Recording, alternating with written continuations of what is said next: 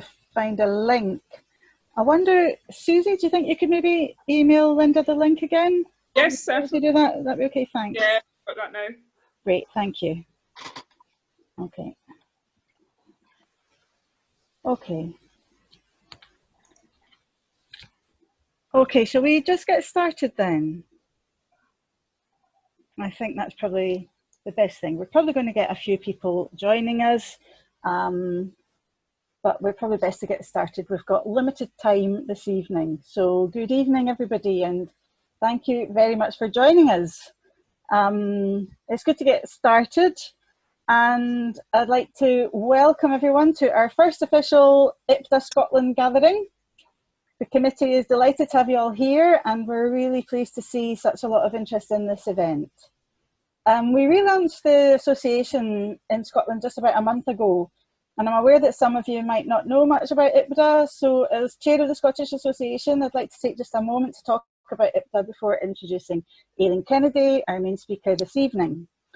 So IPDA is the International Professional Development Association, and it's an independent membership organisation whose main focus is supporting and promoting professional development in education by stimulating discussion around research, policy and practice relating to professional learning.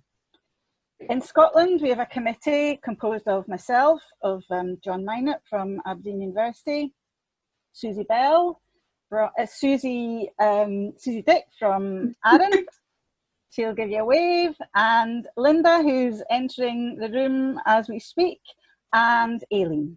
So that's the committee, and we assembled ourselves but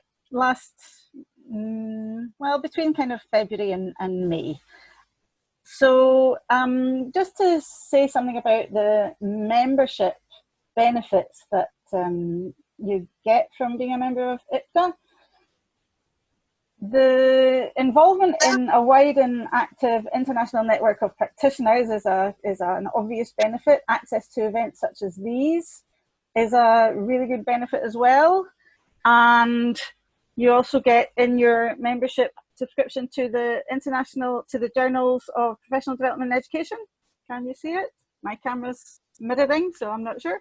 Professional Development and Education and Practice, Contemporary Issues in Education.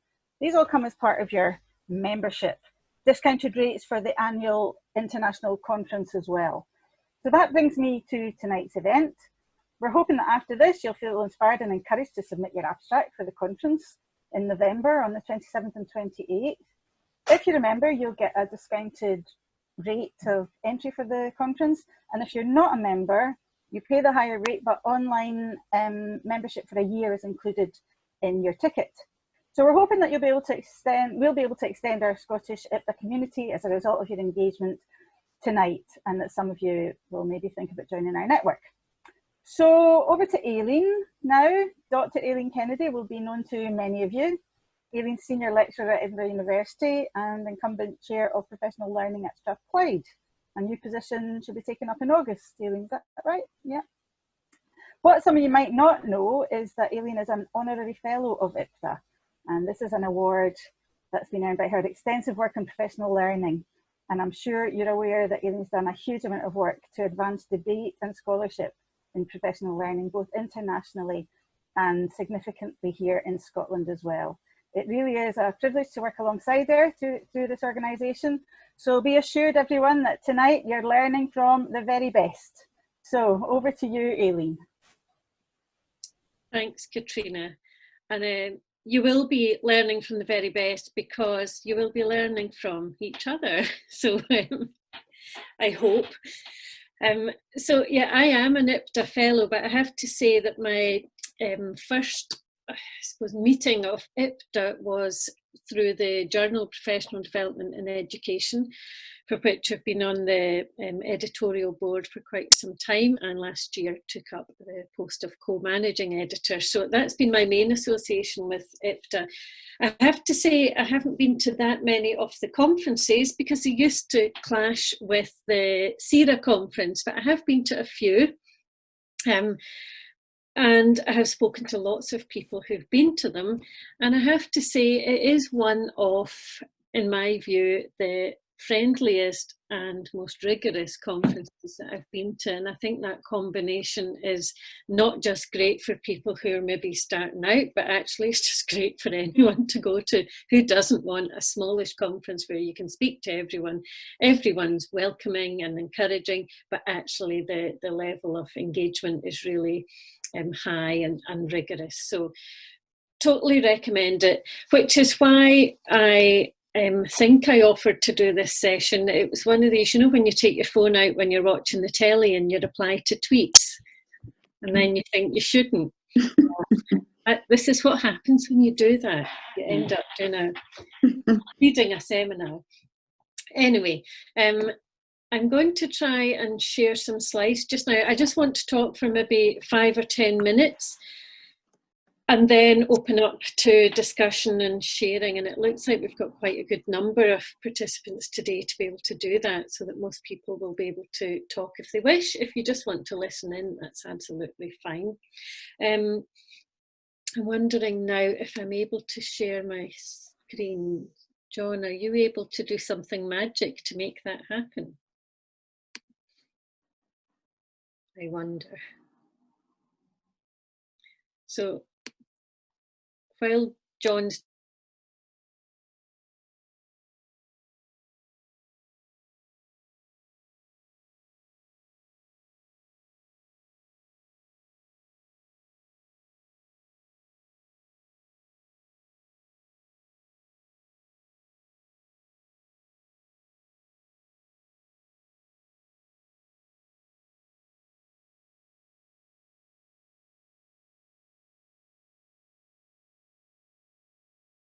but we don't really have the space to do all of that, so we'll just focus on the paper at the moment, which is probably the most common form of presentation. Then I've got just a few things that I want to raise that might be things to think about, and maybe you'll be able to help add to that list. And then we'll move into sharing ideas that people have, but also thinking about what people might have done in the past if you've presented before. And then before we finish up, we'll look at ways in which we might be able to lend each other a little bit of support in developing the abstract a bit further. So thinking about a focus, where might we get our ideas from? So you might have come here because you've got a burning issue which is at the forefront of your current professional role. So something that you just know you want to share more widely, and you think the IPDA conference would be a good place to do that. Or maybe you're working on something specific on your master's or doctoral study to do with professional learning. It might, however, be that something inspired you in the conference theme, or that you've been before, that you've either heard or presented something last year or previous years, and you want to build on that. And that's a really nice thing to do.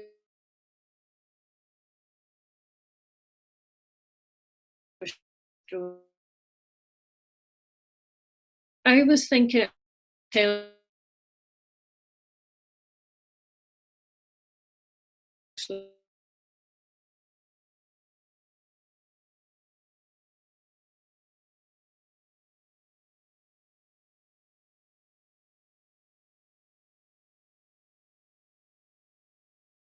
beyond professional standards. I have to say, if I was thinking about maybe going to my first conference and I read that, I might be a bit freaked out, because it took me several readings in order to try and work out actually what it meant. And that often is the case, I think, on a conference title. But if you look down and look here at the blurb, I think it becomes much more apparent. And in fact, even more appropriate, I think, now than when the conference organisers wrote this. So this year's conference is very much about looking at global social challenges and thinking about the way in which professional learning is able, capable to address these massive challenges. So actually we're in some ways it's a gift. All the horrible things that are happening in the world at the moment actually provide a context that makes this a really, really topical conference. That said, IPDA, like many other conferences, doesn't expect you to do something that's really, you know, don't shoehorn into this. Just use this as a framing. Don't feel that if you're not talking about forced migration or climate emergency that your abstract isn't appropriate. Submitting, there we are, whoops. So there's much more information on the website here around submitting your abstract, and actually this is a bit that you should use principally to guide you. So here we've got the conference strands, and you may know if you've looked at the submission form that you're asked to say which strand your proposal fits best with, and it may well be actually that it probably fits against 2 or 3. And then you can see here that actually there's a whole range of different formats. I was saying that I'm going to talk mainly about the individual papers, but different here, including alternative format sessions, so you can be as creative as you like. And not a massive amount of writing, so for the individual paper, 500 words. And you can see the submission form there. So you'll be able to look down, see what it is that you need to gather in terms of information before you actually commit yourself. Obviously, equipment is not going to be required now, other than your computer at home. It's worth just thinking about this as well. Authors with preferred titles, you can do a solo, an individual presentation, or you can do it with 2 or 3, or even a big group of people. So I'm just going to go back to the slides, I think.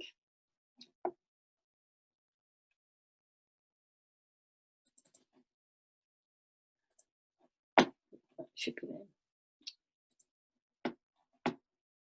So just to reiterate, the conference strands are really, I think, really helpful, and maybe even more so than the blurb, in focusing our thinking about what it is we might want to say. What we're looking at is something that can be presented in 20 minutes. So actually something really pretty tight and focused. And if you're, I mean, I did say you might have a master's or a doctoral study as your stimulus, but really it's a tiny bit of that you'll be looking at. And the really important thing to do is to look at what it is that the reviewers will look for. So in judging your submission and making a decision on whether to accept it, they will be looking for these 3 things. So it's like working with our pupils or students around their success criteria or assessment criteria in higher education. So long as you meet these criteria, you've got a jolly good chance of it being accepted. So there needs to be clarity of the focus. You need to be able to say in 1 sentence what it's about. It should be original, but remember that originality might be that you're applying an idea in an original context. It doesn't mean that you've got some completely never ever thought about amazing life-changing idea, although you might, and if you do, bring it to IPDA. You also need to show the significance of what it is that you're going to present to the IPDA conference strands. So in thinking about that, some other things that you might want to think about: how does your focus fit with the wider discussion on professional learning and development? So it's important to look up from our own work and say, well, what else is going on around there? What are the big discussions? And remember, this isn't just a UK-based organisation. This is very much an international organisation. And although the conference is almost always held in Birmingham, it has been, I think it might even have been in Stirling once, but it's mainly a UK-based conference in terms of where it's physically located. But there's a massive international attendance, and I suspect this year, because it's online, even more so. Have a look at what's been written in the IPDA journals that Katrina spoke about in her introduction. Also, look at what other papers have focused on in the past and how they've been constructed. And I went looking for this in the website and struggled to find it, but actually the IPDA secretary sent me this link. So let's just have a quick look here. It's really useful. I also have, this is the 2019 conference booklet, but I also have the 18 one here. If anyone wants, I can send it to them. Okay, so we should be on the, can you see that now? Can you see that now? You don't know what I'm talking about, do you? Can you see the IPDA 2019 keynotes and abstracts? Yes. Yeah, brilliant. So I thought quite a useful thing to do, if you've got time to read it all through, by all means do, but quite a useful thing is maybe to look up some keywords. So let's look at Scotland. Aileen, can you just quickly check the waiting room to see if there's anybody in there? Oh, sorry, I forgot that I'm in charge of that. Oh dear, right. I'm getting some messages on Twitter. So. Right. I can't actually see how to. If you click on participants at the bottom, you should be able to see the waiting room above them, and then just admit all. I can't find the menu. I think I'm going to have to stop share just now. Yeah, sorry. Okay, hang on. I'll claim back hosting for a second, and I should be able to then do it. Oops. Yeah, it's fine. I can do that now. Certainly left people on the metaphorical street. That's shocking, isn't it? It's all right. They're all in now. Excellent. Sorry, everyone waiting outside. That was my fault. Okay, I'm passing back hosting for you, so you should be able to continue. Brilliant. Now. Thank you.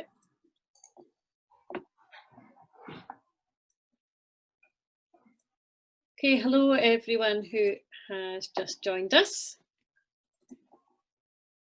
Okay, we're just looking at the previous abstracts from the 2019 conference, and I was just doing a word search first of all for Scotland. So you can see here's a paper by someone who may well be quite well known to many of you, Paul Campbell, from, well, this affiliation is the University of Glasgow, but he's from lots of places, including the chair of IPDA Hong Kong. So this might be quite useful, certainly for Scottish colleagues. I'm aware we might have other colleagues to look at and see the kind of thing that someone that we know as a local national scholar might put in. And he very much is talking about the Scottish context, but of course needn't necessarily be.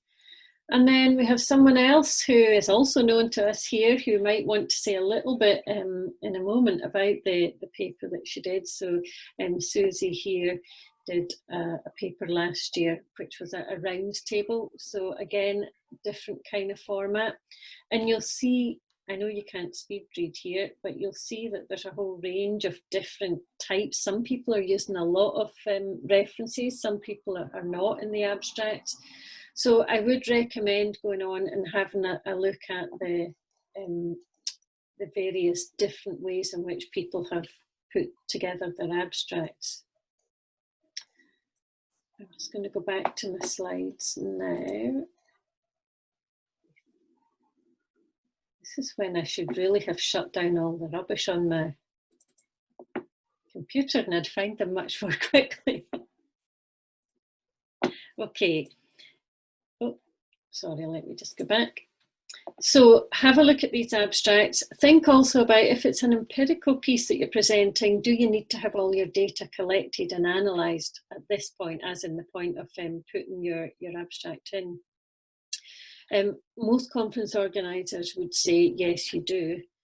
Most people who put an abstract in would say, I don't always read for that, usually have all my data completely collected and analysed at this point. But you do need to be well on the way, otherwise it will appear like this and you won't have done it. So maybe you don't need to have everything, but you do need to have it pretty much in train. load of question marks there that you might want to come back in a moment and maybe suggest some other helpful things that we could think about.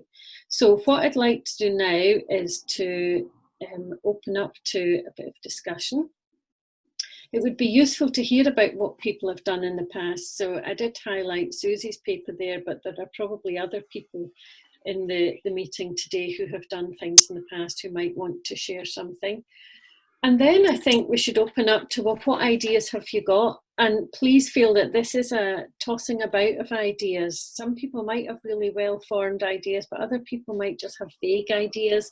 And I think with our collective work, we can probably help to shape these, even in the next half hour or so, into something that seems a little bit more doable.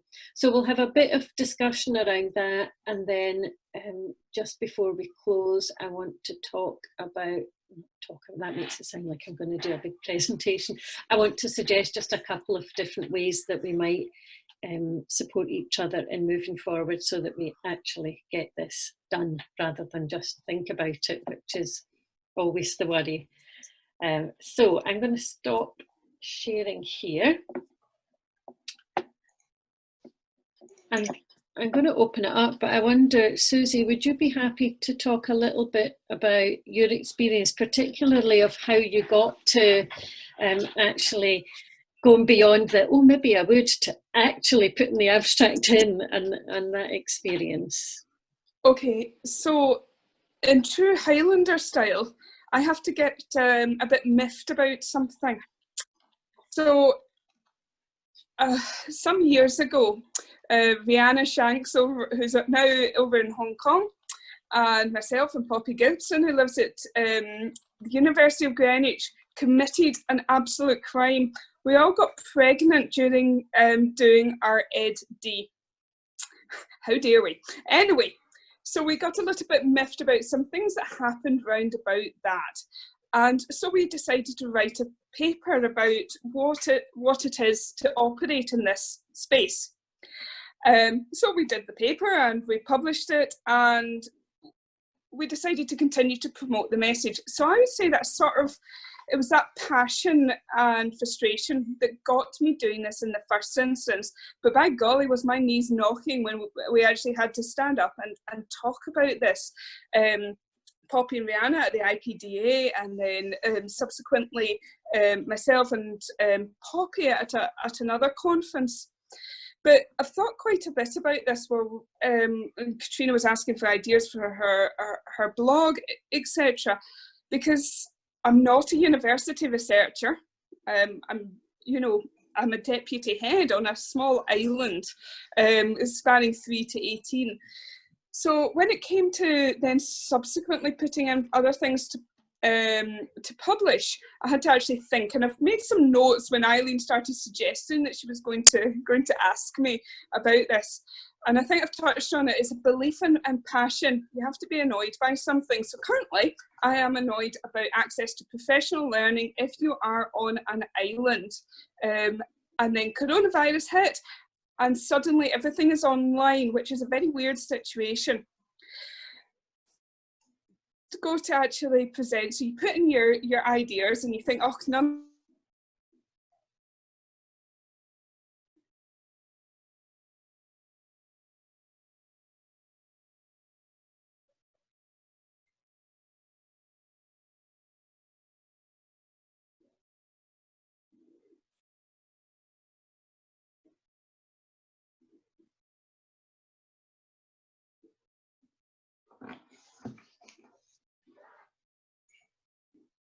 And you're sure it's a brilliant thing to be able to focus on. But the other thing is that maybe I should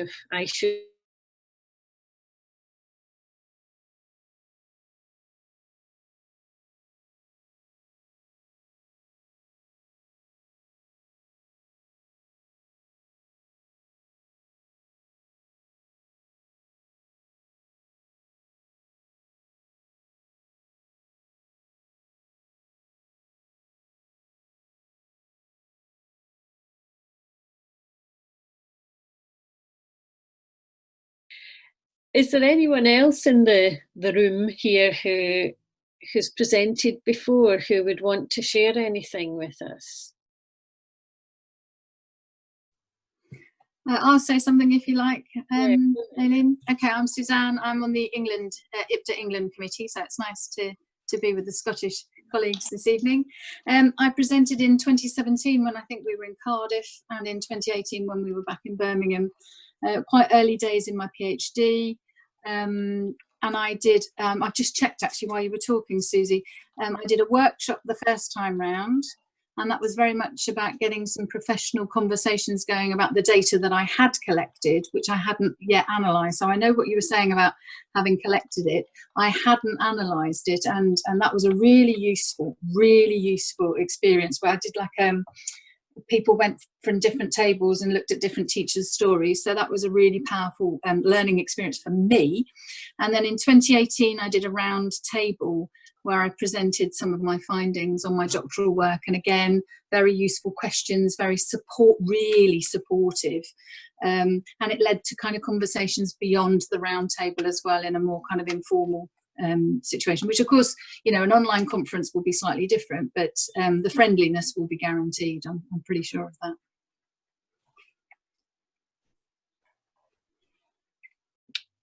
I haven't learned to unmute yet. Yeah, thank you. It's really good to hear, I suppose, your journey there from starting when you're doing your doctoral study to now being quite involved with the IPDA committee, which is fantastic. Thank you. Has anyone else been before presented who would like to talk? Yeah, Katrina. I attended my first IPDA conference last year, and I didn't present, but I was on a panel for the International Association, and that was really interesting. But what I just wanted to say was that a lot of people who are maybe in early stages of the work that they're doing, they develop up a presence that can generally be really, really well received, much more than you'd think. And also people do dialogue that they have and feedback that they get during the sessions where they present with colleagues. They really manage to develop their ideas even further. So even if you feel your idea, you know, you maybe don't think it's quite there yet, the support and help you'll get through feedback and dialogue through the process of presentation.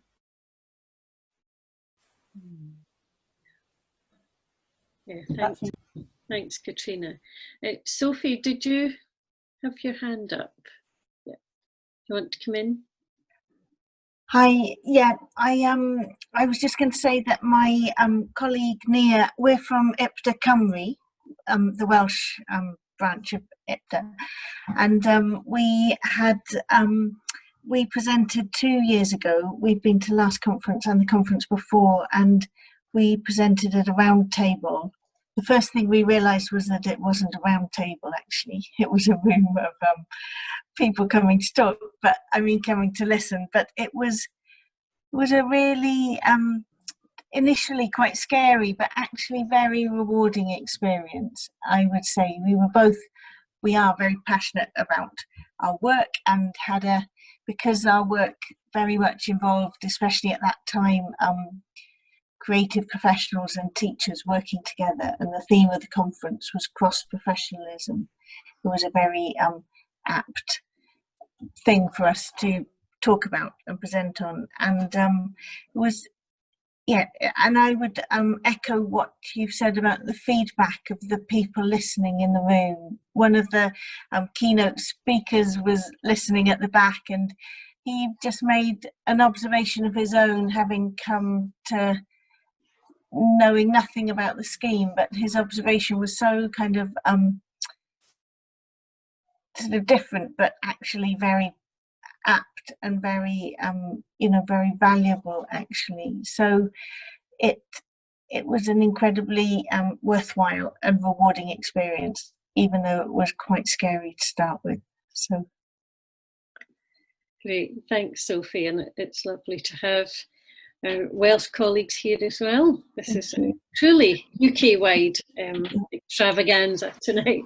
I see another hand up. I'm not sure who it is, other than that they're called iPhone 5S to iPhone 6S.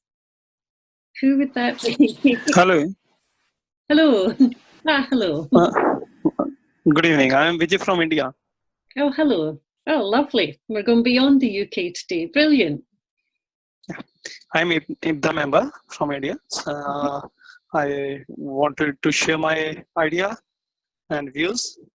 Hello, everyone.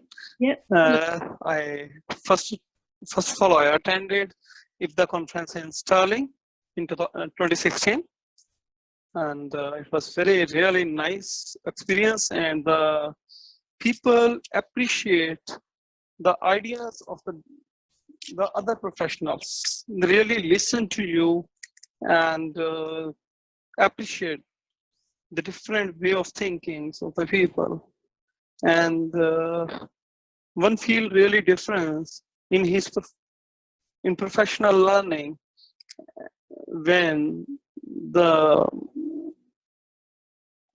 associations like IPDA provide platforms for the people who really want to explore in their field.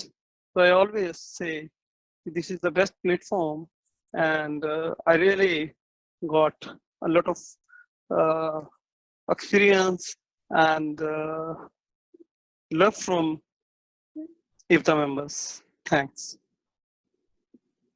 Great, thank you. It's really good to hear that. I agree, it's brilliant to be able to test out your ideas with people from across and beyond the UK. And we certainly, IPDA has a very strong society or branch in India as well. So it's lovely to see you here tonight. Thank you. So I don't see any other hands up, but I shall have seen I'm not very good with this system. So do a literal one if you absolutely need to. But I wonder if we could move now to people sharing ideas, however tiny and seed-like they might be. This is a good space, I think, just to maybe to put forward some early thinking and to get the rest of the group to perhaps come in and help shape and advise. Anyone want to be brave enough to kick us off? You'll be pleased when you did, for sure.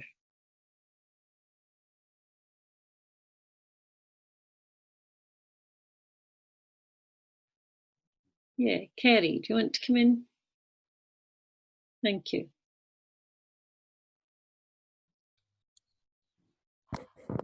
Hi everybody, I was hoping my colleague Karen would be volunteering. We are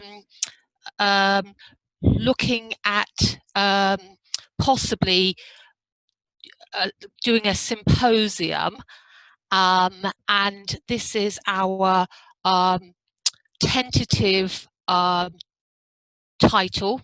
This is my story, Waving, Not Drowning, as I navigate COVID-19. 6 women academics, March 2020, facing huge changes in our professional lives as a consequence of COVID-19. Each woman has their own story to tell of sense-making, how we have found the resilience to navigate these unprecedented times. Rejecting attempts at homogenizing women's stories, this symposium seeks to work within a critical feminist paradigm. I am the story, and this is my truth. We argue that our narratives, and there's a couple of references, expose the diversity and richness of our life stories, or indeed the divided self, the dissonance and conflict in self-talk about speaking up and speaking out, the games we play consciously and unconsciously, and the messy and emotional business in the volatile, uncertain, complex and ambiguous contexts. That's certainly more than a seedling of an idea. Thank you so much for that, Kerry. And I mean, not that I'm a reviewer, but that strikes me as being very strong in terms of fitting the theme, the overall theme in the conference strands.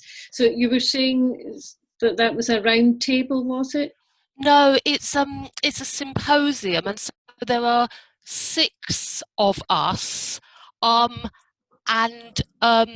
I know you didn't really want to talk about this symposium. No, it's fine. Please do, please do. And so I'd just be interested to hear about how your experiences of symposiums, and how a symposium of 6 women, which we thought we would each have, we have sort of got some time sort of here in this email which we've been thinking about.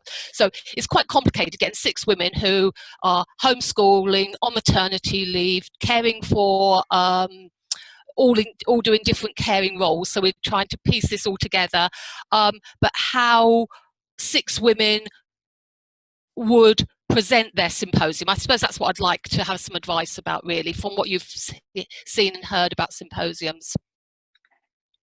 Yeah, so 6 women with lots to say is always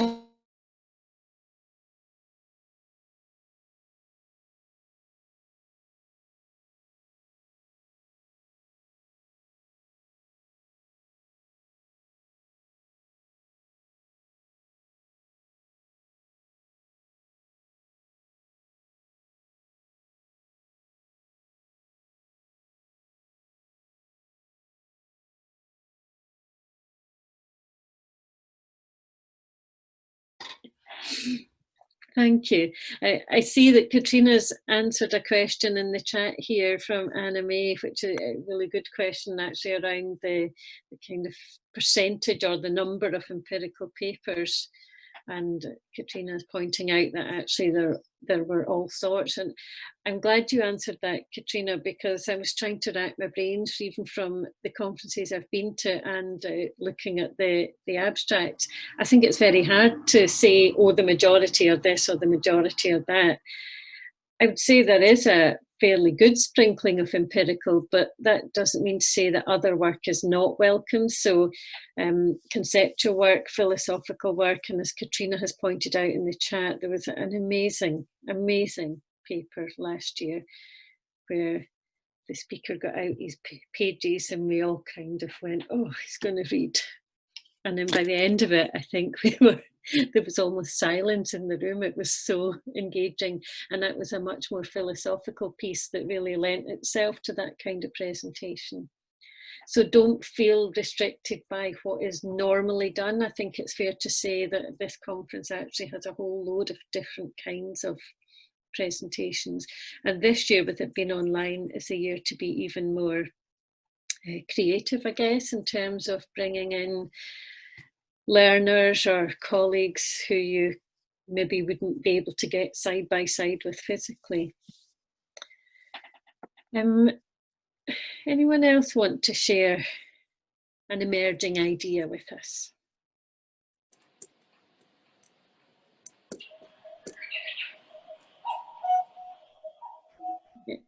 I can't work out how to put my hand up, so I'm just going to do it. Hi. You've now got the floor, so please do. I don't know how to do it either. Sorry, Kerry, I just couldn't find the button at the right. I'm in the final bit of my doctoral research now, and as well as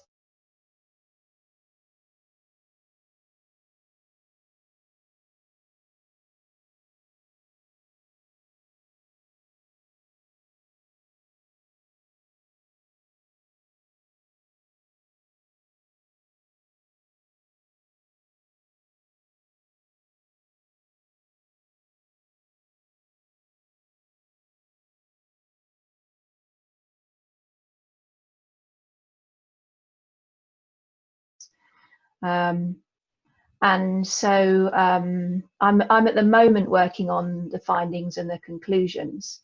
So I think by the time July comes, I should have, hopefully, I should have got through my 3rd review, and hopefully I will have what is a thesis, albeit an unpolished one. So I suppose, you know, part of my thinking is, in a way, I'd like to tell the story of that, but also being mindful that, you know, there isn't a huge amount of time, and I wondered whether people's advice would be to just take a small part, an aspect of that huge project, rather than trying to get it all out in, you know, in one splurge, whether to just look at perhaps the methodology, you know, about the sort of the approach that I've taken and why I've taken it, or, you know, maybe more on the findings. I suppose I'm just floundering around at this early stage thinking, you know, I could pretty much do lots of things from that big project. But I just wondered whether anyone's had any experience of presenting a thesis at IPDA, and if so, you know, what did you do and how did you approach it? Yeah, good question, Karen. I think everybody who's had experience of presenting a thesis has made the mistake of trying to do too much. So absolutely, you know, try and focus in. I wonder if even going through the conference strands and seeing what strikes you as a response to one of them might be a way of doing it. Another thing is to look at perhaps the bit that you're most anxious about being examined on, and to see this as a safer space, not safer, but yeah, well, a lower stakes space to practice talking about it and to get different feedback on, and then you're actually making it work for you as well as giving us something interesting.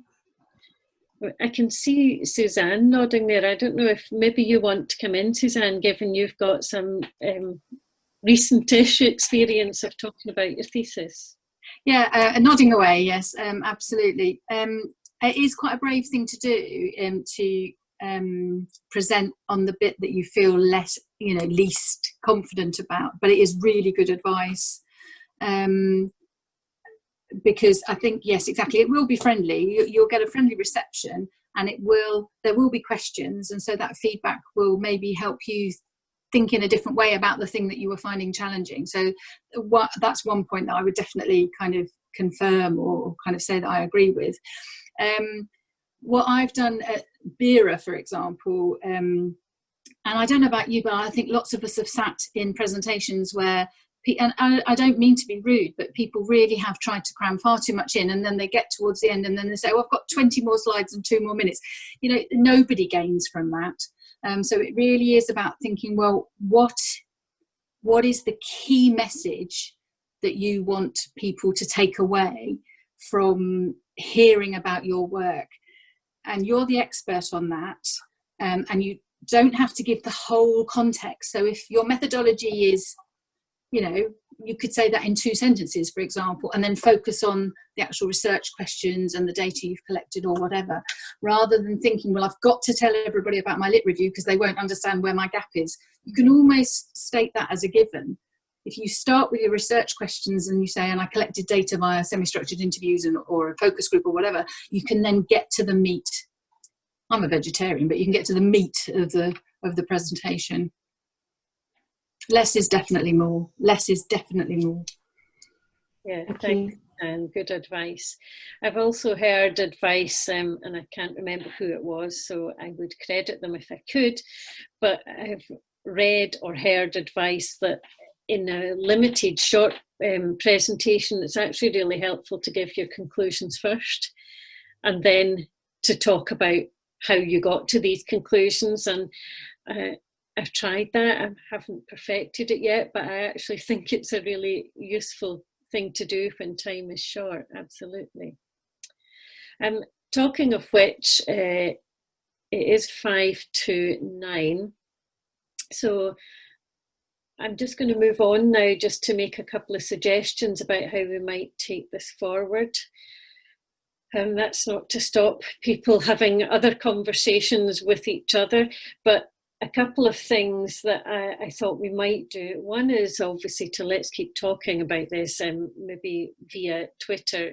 I'm suggesting we maybe use a hashtag IPDA Abstracts so that we're able to curate a conversation around this. And it might be about seeking advice from each other. It might be about putting out some of our aims for that little bit of peer pressure so that some of our colleagues and friends will check in on us. Or it might be, as I've seen, in fact, I think it was, Anne, I think your tweet was one of the kind of, does anyone want to come in and look at the rural learning with me? And that's a really good use of it as well, trying to pair up and find people who've got common interests who might want to work on it with you.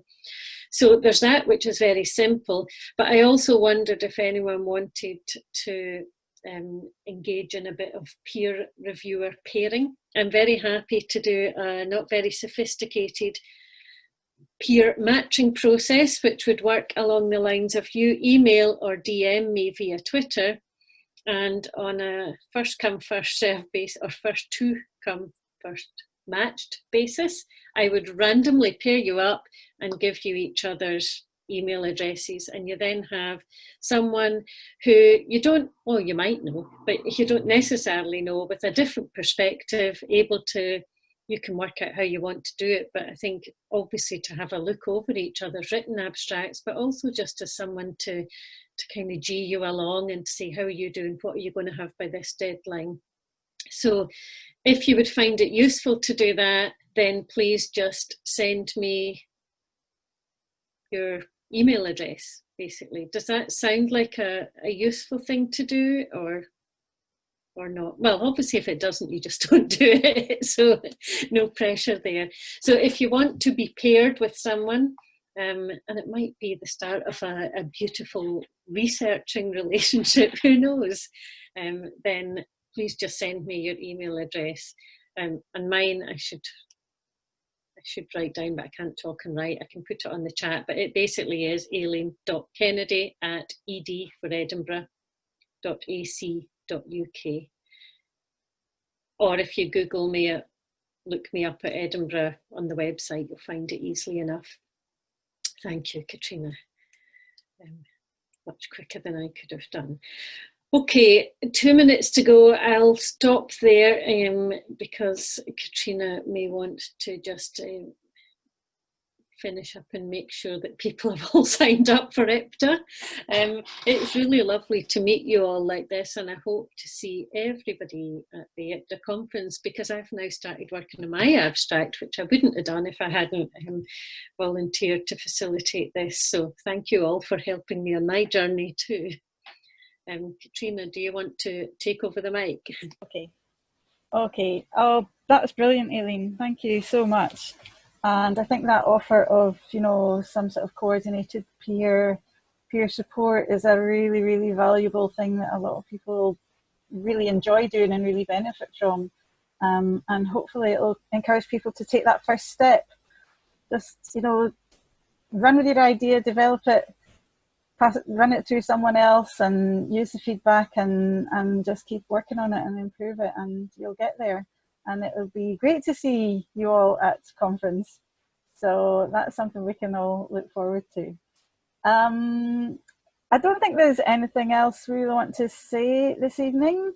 We've got a hashtag to carry on the conversations, because that's another really good way to support each other and to keep developing these ideas. So our hashtag, as Aileen suggested, is #IPDA Abstracts in the plural. And we've already started on that one in Twitter land. So if you want to come back with a question or